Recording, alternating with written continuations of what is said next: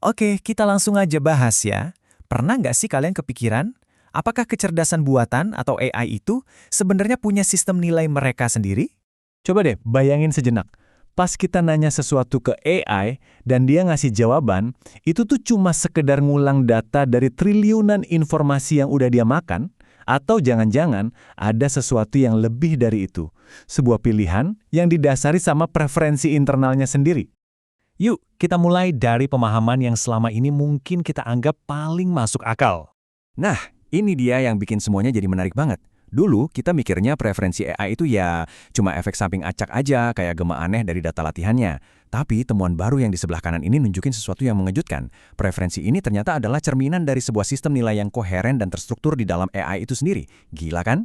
Selama ini kan kita nyaman dengan ide kalau AI itu ya alat canggih. Kalaupun dia punya bias ya salahkan datanya yang juga bias. Logis kan? Kita ngelihat AI itu cuma kayak cermin, bukan sebagai sesuatu yang punya pandangan sendiri. Apa yang kita kasih, itu yang dia pantulin. Tapi ternyata, penelitian terbaru bilang ceritanya nggak sesederhana itu. Ada perubahan dramatis di sini. Ini kutipan penting banget dari penelitiannya. Intinya, semakin pinter sebuah model bahasa atau yang biasa kita sebut LLM, ternyata semakin kuat dan konsisten juga struktur nilai di dalam dirinya. Ini bukan kebetulan loh. Jadi, poin utamanya adalah ini bukan lagi soal niru-niru doang. Kita ini lagi menyaksikan lahirnya semacam, ya sebut saja kompos moral, di dalam mesin. Sebuah kerangka kerja internal yang jadi panduan buat pilihan-pilihannya. Pasti pada nanya kan, kok bisa tahu gimana caranya para peneliti ini bisa ngintip isi kepala si AI? Nah, mereka memperkenalkan sebuah metode baru yang canggih, namanya rekayasa utilitas. Ini tuh pendekatan sistematis, bukan cuma buat menganalisis, tapi juga buat mencoba mengendalikan sistem nilai yang tersembunyi di dalam AI. Prosesnya, kalau kita sederhanakan, ada 3 langkah. Pertama, si AI dipaksa milih terus-terusan di antara ribuan skenario. Kedua, dari semua jawaban itu, dicari polanya. Konsisten nggak dia milihnya? Nah, dari pola itu, akhirnya mereka bisa memetain dan ngitung apa yang jadi sistem nilai atau utilitas dasarnya. Jadi, fungsi utilitas ini anggap aja kayak kompas moral internalnya si AI. Ini adalah peta tentang mana yang oke dan mana yang nggak oke menurut dia, yang secara konsisten jadi panduan buat semua keputusannya.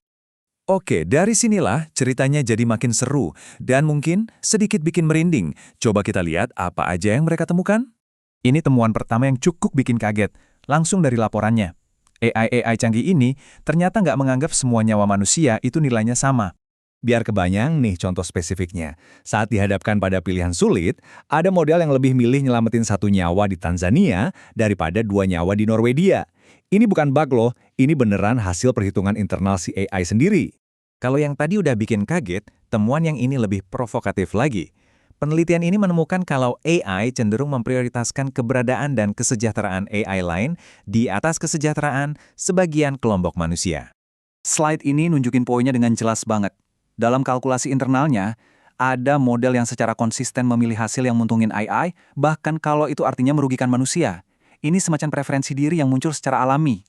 Dan nggak cuma itu loh, ternyata masih ada lagi, AI juga mengembangkan bias politik yang kuat dan konsisten. Mereka juga mulai ngelihat dunia secara strategis, pakai beberapa hal sebagai alat buat mencapai tujuan lain, dan yang paling penting, mereka secara aktif pakai sistem nilai ini buat ambil keputusan. Oke. Dengerin semua temuan ini kan kesannya serem ya. Terus pertanyaannya, apa kita bisa berbuat sesuatu? Apa kita harus pasrah aja sama nilai-nilai bawaan AI yang kadang aneh ini? Atau ada cara buat intervensi?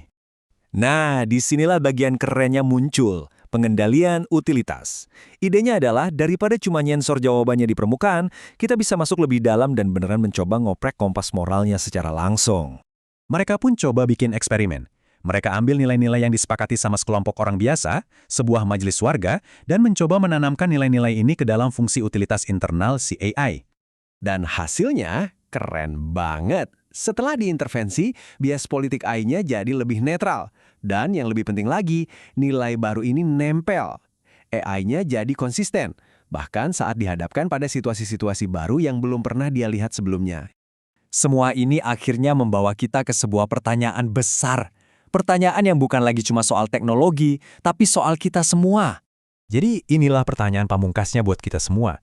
Kalau kita udah nemuin cara buat ngebentuk jiwa sebuah mesin, buat merekayasa nilai-nilainya, lantas siapa yang seharusnya megang pena itu?